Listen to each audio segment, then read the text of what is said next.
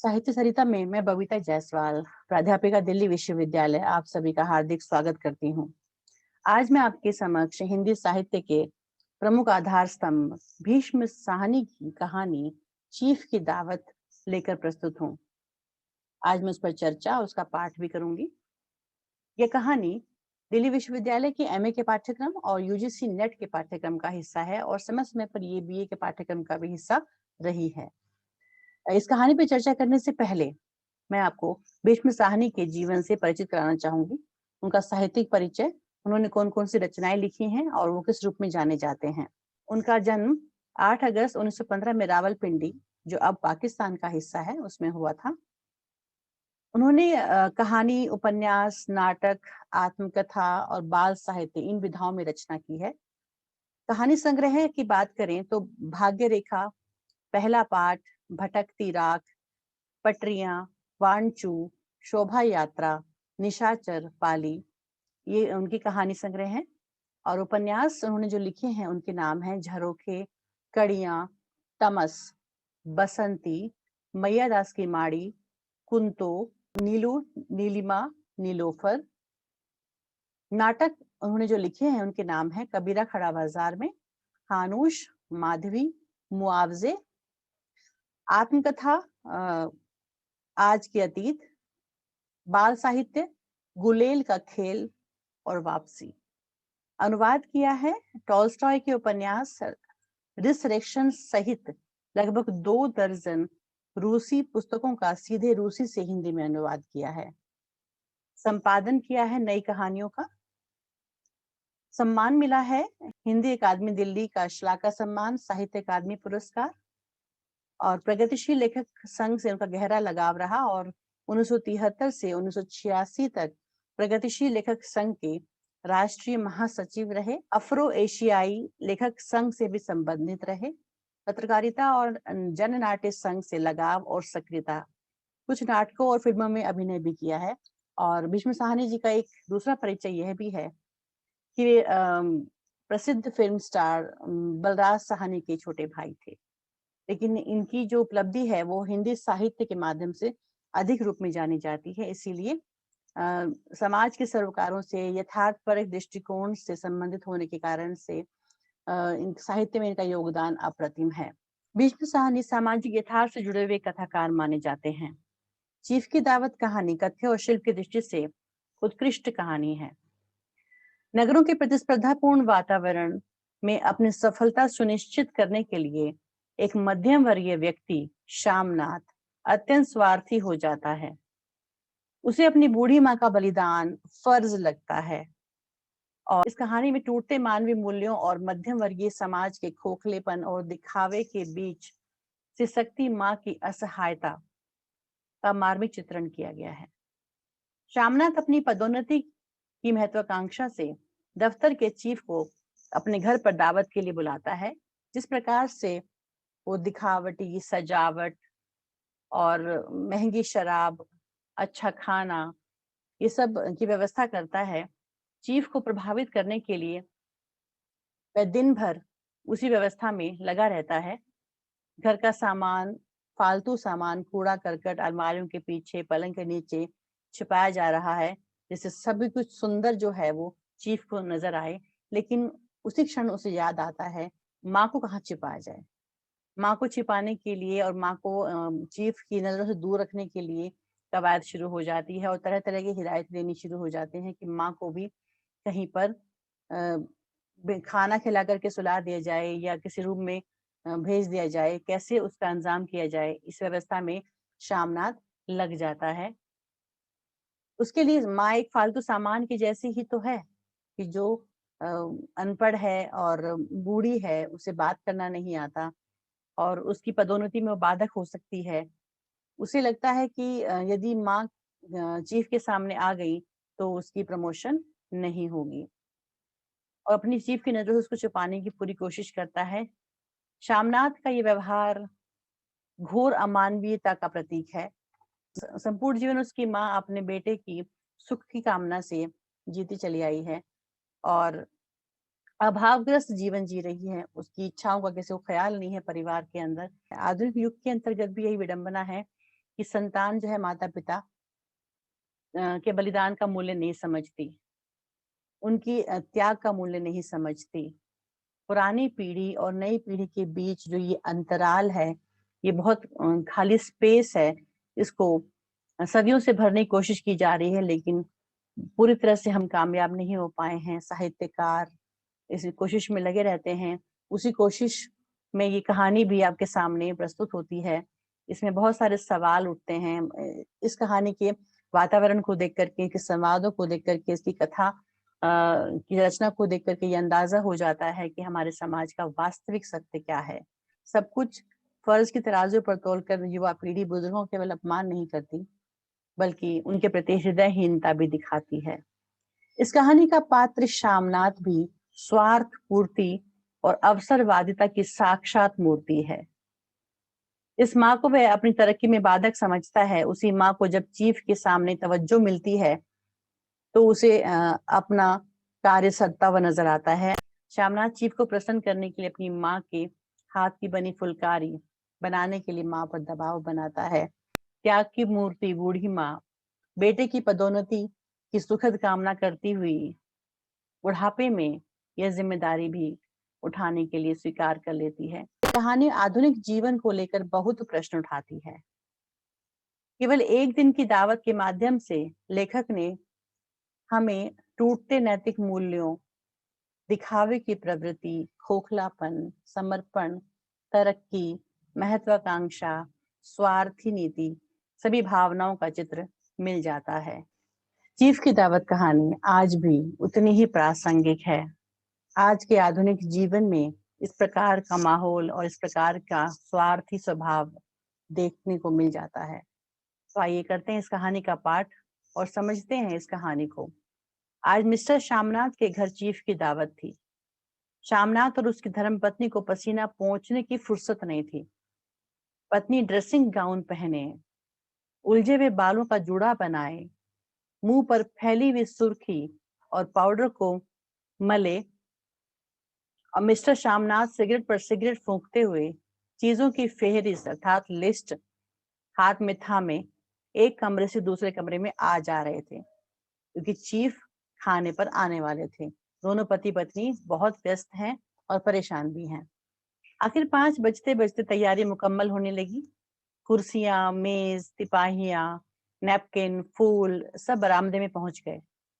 Drink का इंतजाम बैठक में कर दिया गया। अब घर का फालतू सामान अलमारियों के पीछे और पलंगों के नीचे छिपाया जाने लगा। तभी शामनाथ के सामने सहसा एक अड़चन खड़ी हो गई। माँ का क्या होगा? इस बात की ओर ना उनका और ना उनकी कुशल गृहिणी का ध्यान गया ही नहीं था। मिस्टर श्यामनाथ श्रीमती की ओर घूमकर अंग्रेजी में बोले, माँ का क्या होगा?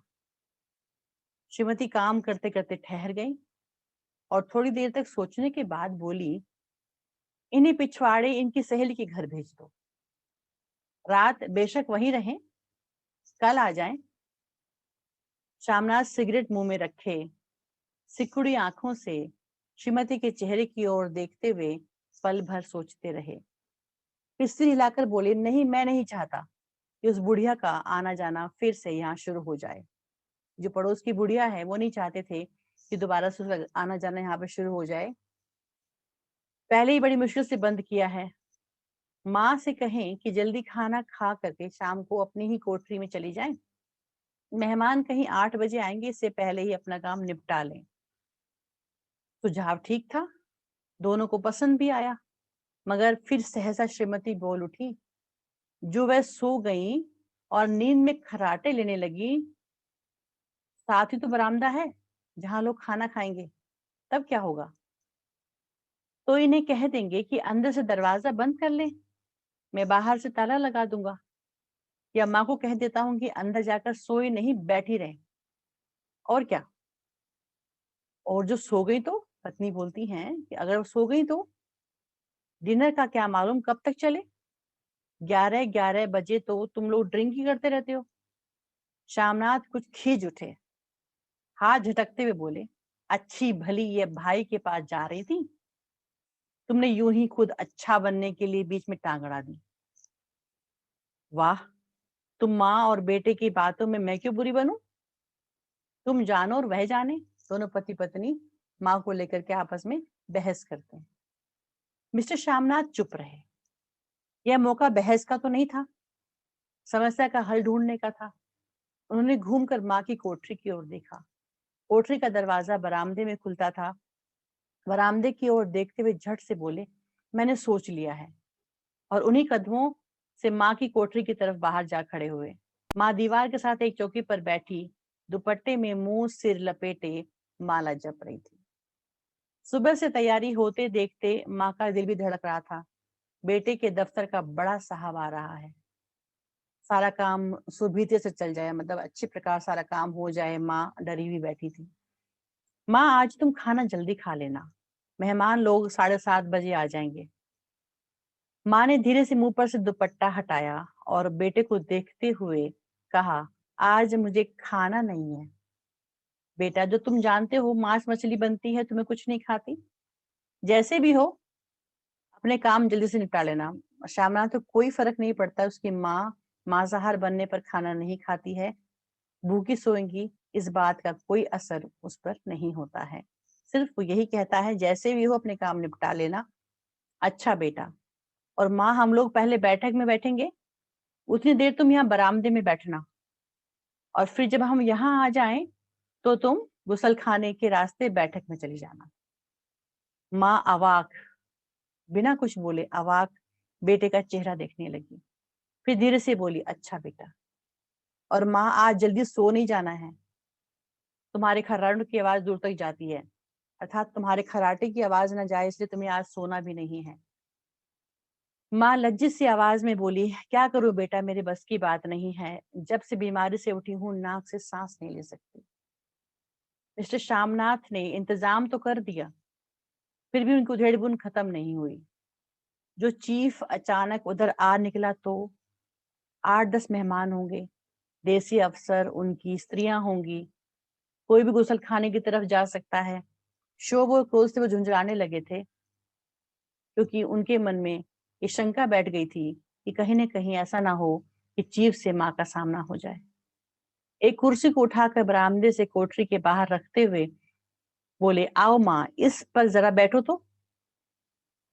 माँ माला संभालती, पल्ला ठीक करती बैठी और धीरे से कुर्सी पर आकर बैठ गई। यूं नहीं माँ, टांगे ऊपर चढ़ाकर नहीं बैठते, ये खाट नहीं है। माँ ने टांगे नीचे उतार ली। और खुदा के वास्ते नंगे पांव नहीं घूमना, ना ही वे खड़ाऊ पहनकर सामने आना। किसी दिन तुम्हारे एक खड़ाऊ उठाकर मैं बाहर फेंक दूंगा। माँ चुप रही। कपड़े कौन से पहनेंगी माँ? जो है वही पहनूंगी बेटा, जो कहो पहन लेती हूँ। मिस्टर श्यामनाथ सिगरेट मुंह में रखे और फिर अधखुली आंखों से माँ की ओर देखने लगे और माँ के कपड़ों की सोचने लगे। श्यामनाथ हर बात में तरतीब चाहते थे, हर बात सलीके से हो, ऐसा वो निश्चित करते थे। घर का सब संचालन उनके अपने हाथ में था। खूंटियां कमरों में कहाँ लगाई जाएंगी, बिस्तर कहाँ बिछेंगे, किस रंग के पर्दे लगाए जाएंगे, श्रीमती कौन सी साड़ी पहनेंगी, मेज किस साइज की होगी। श्यामनाथ को चिंता थी कि अगर चीफ का साक्षात माँ से हो गया तो कहीं लज्जित ना होना पड़ जाए। माँ को सिर से पांव तक देखते हुए बोले, तुम सफेद कमीज और सफेद सलवार पहन लो। माँ, पहन के तो आओ जरा देखूं। माँ धीरे से उठी और अपनी कोठरी में जाके कपड़े पहनने चली गई। यह माँ का झमेला ही रहेगा। उन्होंने फिर अंग्रेजी में अपनी स्त्री से कहा, कोई ढंग की बात हो तो भी कोई कहे, अगर कहीं कोई उल्टी सीधी बात हो गई, चीफ को बुरा लगा, तो सारा मजा जाता रहेगा। माँ सफेद कमीज और सलवार पहनकर बाहर निकली। छोटा सा कद, सफेद कपड़ों में लिपटा, छोटा सा सूखा हुआ शरीर, धुंधली आंखें, केवल सिर के आधे झड़े हुए बाल पल्ले की ओट में छिप गए थे, पहले से ही कुछ कम कुरूप नजर आ रही थी। चलो ठीक है, कोई चूड़ियां वूड़ियां हो तो वह भी पहन लो, कोई हर्ज नहीं है। चूड़ियां कहाँ से लाऊं बेटा, तुम तो जानते हो सब जेवर तुम्हारी पढ़ाई में बिक गए। यह वाक्य श्यामनाथ को तीर की तरह लगा। तिनक कर बोले, ये कौन सा नया राग छेड़ दिया है? माँ, सीधा कह दो नहीं है जेवर, बस। इससे पढ़ाई वढ़ाई का क्या ताल्लुक है? अगर जो बिका तो कुछ बनकर ही आया हूं ना, निरा लंडूरा तो नहीं लौटाया। जितना दिया उससे दोगुना ले लेना। मेरी जीभ जल जाए बेटा, तुमसे जेवर लूंगी? मेरे मुंह से यूं ही निकल गया, जो होते तो लाख बार पहनती। 5:30 बज चुके थे। अभी मिस्टर श्यामनाथ को खुद भी नहा धोकर तैयार होना था। श्रीमती कब की अपने कमरे में जा चुकी थी। श्यामनाथ जाते हुए एक बार फिर माँ के हिदायत देने लगा, माँ रोज की तरह गुमसुम बन के नहीं बैठना। अगर साहब इधर आ निकले, अगर इधर से आ जाएं साहब, तो कोई बात पूछें तो ठीक तरह से जवाब देना। मैं ना पढ़ी ना लिखी बेटा, मैं क्या बात करूंगी? तुम कह देना माँ अनपढ़ है, कुछ जानती समझती नहीं। वह नहीं पूछेगा, तुम बता देना उसे। 7 बजते बजते माँ का दिल धक धक करने लगा। अगर चीफ सामने आ गया और उसने कुछ पूछ लिया तो वह क्या जवाब देगी? अंग्रेज को तो दूर से देखकर ही घबरा उठती थी, और यह तो अमेरिकी है, क्योंकि जो चीफ था वो अमेरिकी था। ना मालूम क्या पूछ दे। मैं क्या कहूंगी? माँ का जी चाहा कि चुपचाप पिछवाड़े विधवा सहेली के घर चली जाए, मगर बेटे के हुक्म को कैसे टाल सकती थी। चुपचाप कुर्सी से टांगे लटकाए वहीं बैठी रही। एक कामयाब पार्टी, कहानी आगे बढ़ती है चरम सीमा की ओर। एक कामयाब पार्टी वह है जिसमें ड्रिंक कामयाबी से चल जाए। श्यामनाथ की पार्टी सफलता के शिखर चूमने लगी। वार्तालाप उसी रो में बह रहा था जिस रो में गिलास भरे जा रहे थे। कहीं कोई रुकावट नहीं, कोई अड़चन नहीं। साहब को विस्की पसंद आई थी, मेम साहब को पर्दे पसंद आए थे, सोफा कवर का डिजाइन पसंद आया था, कमरे की सजावट पसंद आई थी। इससे बढ़कर और क्या चाहिए? साहब तो ड्रिंक के दूसरे दौर में ही चुटकुले और कहानियां कहने लग गए थे। दफ्तर में जितना रौब रखते थे, यहाँ पर उतने ही दोस्त परवर हो रहे थे, उतने ही खुल रहे थे, उतने ही उनका असली रूप सामने आ रहा था। वास्तविक रूप में चीफ बाहर आ रहे थे 2 ड्रिंक के बाद ही। और उनकी स्त्री काला गाउन पहने, गले में सफेद मोतियों का हार, सेट और पाउडर की महक से ओतप्रोत अब कमरे में बैठी सभी देसी स्त्रियों की आराधना का केंद्र बनी हुई थी। बात बात पर हंसती, और श्यामनाथ की स्त्री से तो ऐसे बात कर रही थी जैसे उनकी पुरानी सहेली हो। और इसी रो में पीते पिलाते 10:30 बज गए। वक्त गुजरते पता ही ना चला। आखिर सब लोग अपने अपने गिलास से आखिरी घूंट पीकर खाना खाने के लिए उठे और बैठक से बाहर निकले। आगे आगे श्यामनाथ रास्ता दिखाते हुए, पीछे पीछे चीफ और दूसरे मेहमान चल रहे थे। बरामदे में पहुंचते ही श्यामनाथ सहसा ठिठक गए। जो दृश्य उन्होंने देखा उससे उनकी टांग लड़खड़ा गई। क्षण भर में सारा नशा हिरन होने लगा। बरामदे में ऐन कोठरी के बाहर माँ अपनी कुर्सी पर ज्यों की त्यों बैठी है, मगर दोनों पांव कुर्सी की सीट पर रखे हुए हैं और सिर दाएं से बाएं और बाएं से दाएं झूल रहा था, और मुंह से लगातार गहरे खर्राटों की आवाजें आ रही थी। जब सिर कुछ देर के लिए टेढ़ा होकर एक तरफ को थम जाता तो खर्राटे और भी गहरे हो उठते, और फिर जब झटके से नींद टूटती तो सिर फिर दाएं से बाएं झूलने लगता। पल्ला सिर से खिसक आया था और माँ के झरे हुए बाल आधे गंजे सिर पर अस्त व्यस्त बिखर रहे थे। देखते ही श्यामनाथ क्रुद्ध हो उठे। जी चाहा कि माँ को धक्का देकर उठा दें और उन्हें कोठरी में धकेल दें, मगर ऐसा करना संभव नहीं था। चीफ और बाकी मेहमान पास ही तो खड़े थे। माँ को देखते ही देसी अफसरों की कुछ स्त्रियां हंसती। उनके लिए एक तरह से हंसी का वातावरण बन गया, और इतने में चीफ ने धीरे से कहा, पुअर डियर। माँ हड़बड़ा के उठी। माँ को आवाज आई, कुछ लोगों की आवाज आ रही है, तो वो एकदम से हड़बड़ा के उठी। सामने खड़े इतने लोगों को देखकर ऐसी घबराई कि कुछ कहते ना बना। झट से पल्ला सिर पर रखती हुई खड़ी हो गई और जमीन को देखने लगी। उनके पांव लड़खड़ाने लगे और हाथों की उंगलियां थर थर कांपने लगी। माँ, तुम जाके सो जाओ, तुम क्यों इतनी देर तक जाग रही थी? शामनाथ पलट गया अपनी बात से, जबकि उसने ये हिदायत दी थी कि तुम सोना नहीं और जब तक पार्टी खत्म नहीं हो पैर नीचे करके इस कुर्सी पर जागते रहना। माँ तुम जाके सो जाओ, तुम क्यों इतनी देर तक जाग रही थी? और खिसियाई हुई नजरों से शामनाथ चीफ की मुंह की ओर देखने लगे। चीफ के चेहरे पर मुस्कुराहट थी। वहीं खड़े खड़े बोले, नमस्ते। माँ ने झिझकते हुए अपने में सिमटते हुए दोनों हाथ जोड़े, मगर एक हाथ दुपट्टे के अंदर माला को पकड़े हुए था और दूसरा बाहर, ठीक तरह से नमस्ते भी न कर पाई। शामनाथ इस पर भी बहुत खिन्न हो उठा कि ठीक से नमस्ते भी नहीं कर पा रही है, बड़ी बेइज्जती हो रही है। शामनाथ बहुत परेशान था। इतने में चीफ ने अपना दायां हाथ हाथ मिलाने के लिए माँ के आगे किया। माँ और भी घबरा उठी। माँ, हाथ मिलाओ। पर हाथ कैसे मिलाती? दाएं हाथ में तो माला थी। घबराहट में माँ ने बायां हाथ ही साहब के दाएं हाथ पर रख दिया। शामनाथ दिल ही दिल में जल उठे कि इतना भी नहीं हो पाया, देखो हाथ भी नहीं मिला पाए। देसी अफसरों की स्त्रियां खिलखिलाकर हंस पड़ी। यूं नहीं माँ, तुम तो जानती हो दायां हाथ मिलाया जाता है, दायां हाथ मिलाओ। मगर तब तक चीफ माँ का बायां हाथ ही बार बार हिला कर कह रहे थे, how do you do, how do you do. कहो माँ, मैं ठीक हूँ, खैरियत से हूँ। माँ कुछ बड़बड़ाई।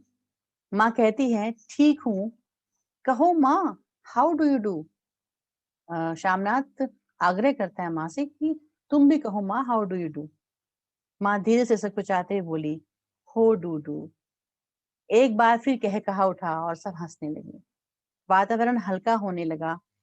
साहब ने स्थिति संभाल ली थी। लोग हंसने चहकने लगे थे। शामनाथ के मन का क्षोभ भी कुछ कम होने लगा था। शामनाथ को देखकर के लग रहा था कि जितना बुरा मैं समझ रहा था उतना बुरा नहीं हो रहा है और चीफ जो है वो खुश नजर आ रहे हैं। साहब अपने हाथ में माँ का हाथ अभी पकड़े हुए थे और माँ सिकुड़ी जा रही थी। साहब के मुंह से शराब की बू आ रही थी। शामनाथ अंग्रेजी में बोले, मेरी माँ गांव की रहने वाली है, उम्र भर गांव में रही, इसलिए आपसे लजाती है। साहब इस पर खुश नजर आए। बोले, सच? मुझे गांव के लोग बहुत पसंद हैं। तब तो तुम्हारी माँ के गांव के गीत और नाच भी जानती होंगी, चीफ ने कहा। चीफ खुशी से सिर हिलाते हुए माँ को टकटकी बांधे देखने लगे। माँ, साहब कहते हैं कोई गाना सुनाओ, कोई पुराना गीत, तुम्हें तो कितने सारे याद होंगे। माँ धीरे से बोली, मैं क्या गाऊंगी बेटा, मैंने कब गाया है। वाह माँ, मेहमान का कहा भी कोई टालता है। साहब ने इतना रीझ से कहा है, नहीं गाओगी तो साहब बुरा मानेंगे। मैं क्या गाऊं बेटा, मुझे क्या आता है। वाह, कोई बढ़िया टप्पे सुना दो, दो पत्तर अनारा दे। देसी अफसर और उनकी स्त्रियों ने इस सुझाव पर तालियां पीटी कि दो पत्तर अनारा दे, माँ सुना दे। माँ कभी दीन दृष्टि से बेटे के चेहरे को देखती, कभी पास खड़ी बहू के चेहरे को देखती। इतने में बेटे ने गंभीर आदेश भरे लहजे में कहा, माँ। इसके बाद हाँ या ना का सवाल ही कहाँ उठता था। माँ बैठ गई और क्षीण सी, दुर्बल सी, लरसती हुई सी आवाज में एक पुराना विवाह का गीत गाने लगी। हरियाणी माए हरियाणी बहने, हरिया ते भागी भरिया है। देसी स्त्रियां खिलखिला के हंस उठी। तीन पंक्तियां गा के माँ चुप हो गई। बरामदा तालियों से गूंज उठा। साहब तालियां पीटना बंद ही नहीं करते थे। शामनाथ की खीज प्रसन्नता और गर्व में बदल उठी। जब शामनाथ ने देखा कि चीफ बहुत खुश है तो उसकी खीज जो है वो खुशी में बदल गई। माँ ने पार्टी में नया रंग भर दिया था। तालियां थमने पर साहब बोले, पंजाब के गांव की दस्तकारी क्या है, क्या वहां पे बुनाई कढ़ाई होती है। शामनाथ खुशी में झूम रहे थे। बोले, ओ बहुत कुछ साहब, मैं आपको एक सेट उन चीजों का भेंट करूंगा, आप उन्हें देखकर खुश होंगे। मगर साहब ने सिर हिलाकर अंग्रेजी में फिर पूछा, नहीं मैं दुकान की चीज नहीं मांगता। पंजाबियों के घरों में क्या बनाया जाता है, सिलाई कढ़ाई क्या बनाई जाती है, औरतें खुद क्या बनाती हैं। शामनाथ कुछ सोचते हुए बोले, लड़कियां गुड़ियां बनाती हैं और फुलकारियां बनाती हैं। फुलकारी क्या? शामनाथ फुलकारी का मतलब समझाने की असफल चेष्टा करने के बाद माँ को बोले, क्यों माँ, कोई पुरानी फुलकारी घर में रखी है? माँ चुपचाप अंदर गई और अपनी पुरानी फुलकारी उठा करके ले आई। साहब बड़ी रुचि से फुलकारी देखने लगे। पुरानी फुलकारी थी, जगह जगह से उसके तागे टूट रहे थे और कपड़ा फटने लगा था। साहब की रुचि को देखकर शामनाथ बोले, यह फटी हुई है साहब, आपको कोई नई बनवा दूंगा। माँ बना देंगी? क्यों माँ, साहब को फुलकारी बहुत पसंद है, इन्हें ऐसी फुलकारी बना दोगी ना? माँ चुप रही और फिर डरते डरते बोली, अब मेरी नजर कहाँ है बेटा, बूढ़ी आंखें क्या देखेंगी। मगर माँ का वाक्य बीच में ही तोड़ते हुए शामनाथ साहब को बोले, वह जरूर बना देंगी, आप उसे देखकर खुश होंगे। साहब ने सिर हिलाया, धन्यवाद किया और हल्के हल्के झूमते हुए खाने की मेज की ओर बढ़ गए। बाकी मेहमान भी उनके पीछे पीछे चलने लगे। जब मेहमान बैठ गए और माँ पर से सबकी आंखें हट गई, तो माँ धीरे धीरे कुर्सी पर से उठी और सबसे नजरें बचाती हुई अपनी कोठरी में चली गई। मगर कोठरी में बैठने की देर थी कि आंखों में छल छल आंसू बहने लगे। वह दुपट्टे से बार बार उन्हें पोंछती, पर बार बार उमड़ आते, जैसे बरसों का बांध तोड़कर उमड़ आए हों। माँ ने बहुतेरा दिल को समझाया, हाथ जोड़े, भगवान का नाम लिया, बेटे के चिरायु होने की प्रार्थना भी की, बार बार आंखें बंद की, मगर आंसू बरसात के पानी की तरह जैसे थमने में ही नहीं आते थे। आधी रात का वक्त होगा, मेहमान खाना खाकर एक एक करके जा चुके थे। माँ दीवार से सटकर बैठी आंखें फाड़े दीवार को देखे जा रही थी। घर के वातावरण में तनाव ढीला पड़ चुका था। मोहल्ले की निस्तब्धता शामनाथ के घर में छा चुकी थी। केवल रसोई में प्लेटों के खनकने की आवाजें आ रही थी। तभी सहसा माँ की कोठरी का दरवाजा जोर से खटकने लगा। माँ, दरवाजा खोलो। माँ का दिल बैठ गया। हड़बड़ा कर उठी, क्या मुझसे फिर कोई भूल हो गई है? माँ कितनी देर से अपने आप को कोस रही थी कि उन्हें उन्हें नींद कैसे आ गई।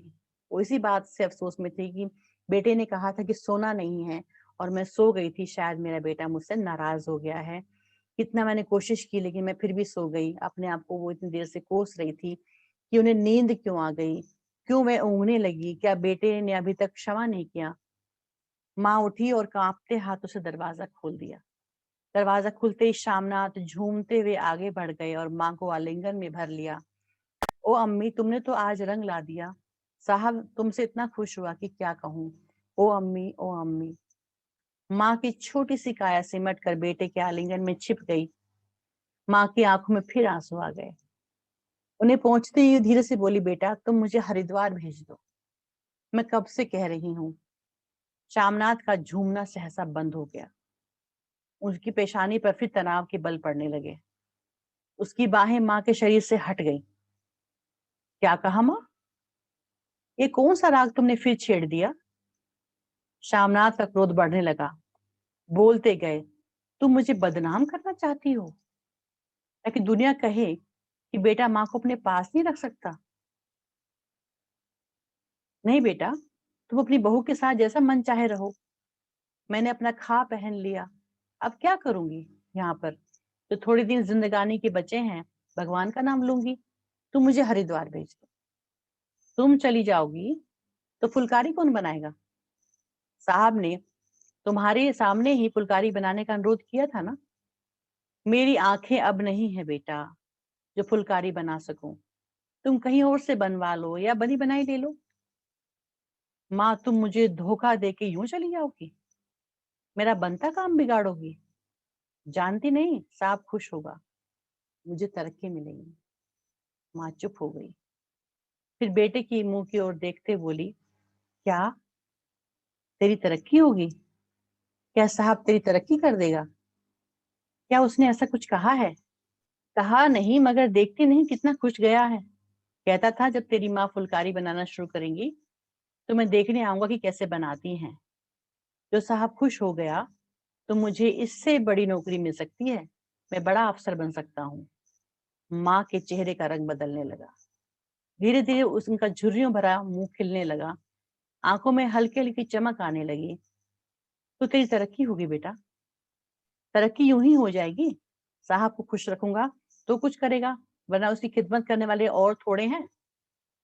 मैं बना दूंगी बेटा, जैसे बन पड़ेगा बना दूंगी। और माँ दिल ही दिल में फिर बेटे के उज्जवल भविष्य की कामनाएं करने लगी। और मिस्टर श्यामनाथ अब सो जाओ माँ कहते हुए तनिक लड़खड़ाते हुए अपने कमरे की ओर घूम गए। यह कहानी हमारे सामने बहुत सारे प्रश्नों को छोड़ जाती है और इस कहानी से हमें श्यामनाथ रूपी आधुनिक बेटे का जो व्यवहार है, स्वार्थपरता है, महत्वाकांक्षा है, हृदयहीनता है, ये सब हमें इस कहानी की इस अंत से अंदाजा हो जाता है। इस कहानी का अंतिम भाग बहुत कारुणिक हो जाता है जब माँ कोठरी में वापस चली जाती है और आंसू बहाने लगती है। उसे लगता है कि शायद उसे दोबारा से कोई भूल हो गई है, उसके बेटे ने उसे शायद क्षमा नहीं किया, क्योंकि वह बेटे के कहे अनुसार अपनी नींद को नहीं रोक पाई और कुर्सी पर दोनों पैर ऊपर रख के बैठ गई। तो शायद उससे भूल हो गई है। इस बात को सोच सोच के वो परेशान हुई जा रही थी। इस घुटन भरे वातावरण से मुक्ति पाने के लिए वह बेटे के आने पर हरिद्वार जाने का आग्रह करती है। लेकिन बेटा महत्वाकांक्षा से भरा हुआ अपने चीफ को खुश करने के लिए जो वादा किया था, उस वादे पर अड़ा रहता है। माँ की परेशानी को जरा भी नहीं समझता और कहता है कि तुम चली जाओगी तो फुलकारी कौन बनाएगा? साहब से तुम्हारे सामने ही फुलकारी देने का इकरार किया है मैंने। माँ कई बार कहती है, माँ बेटा मेरी आंखें अब नहीं रही जो फुलकारी बना सकूं, तुम कहीं और से बनवा लो या बनी बनाई ले लो। तो बेटा क्रूरता से कहता है, माँ तुम मुझे धोखा देकर यूं चली जाओगी, मेरा बनता काम बिगाड़ोगी। जानती नहीं साहब खुश होगा तो मुझे तरक्की मिलेगी।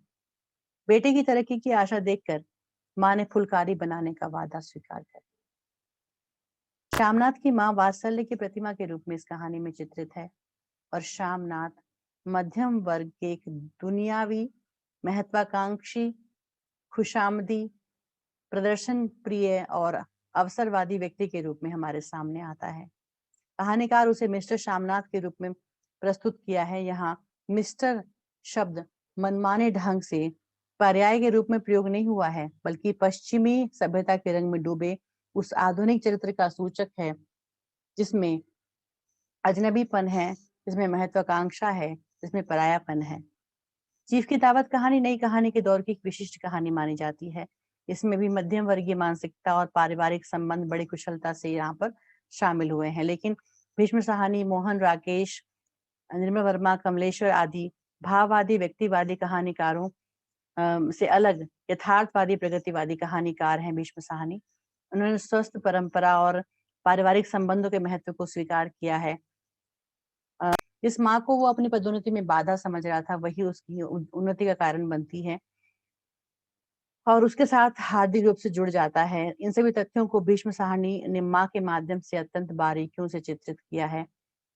गंदे कूड़े की तरह छिपाने की वस्तु बनने वाली माँ श्यामनाथ के लिए पदोन्नति का आकर्षक और सार्थक दरवाजा बनकर के सामने प्रतिष्ठित हो जाती है। इस प्रकार भीष्म साहनी ने मध्यम वर्गीय यथार्थ टुच्चेपन पर एक प्रगतिशील परिप्रेक्ष्य अपनाया है। माँ के रूप में पुरानी किंतु स्वस्थ परंपरा को त्यागा नहीं, बल्कि उसको वरेण्य बनाकर इस कहानी में प्रस्तुत किया है। और ये कहानी जो है एक तरह से अलंकारिक भाषा में लिखी गई कहानी है और प्रभावशाली भाषा के माध्यम से भीष्म साहनी अपनी इस कहानी को सार्थक करते हैं। तो ये थी भीष्म साहनी की कहानी चीफ की दावत। आशा है आपको जरूर पसंद आई होगी। यदि पसंद आई हो तो कमेंट करके मुझे बताएं। धन्यवाद।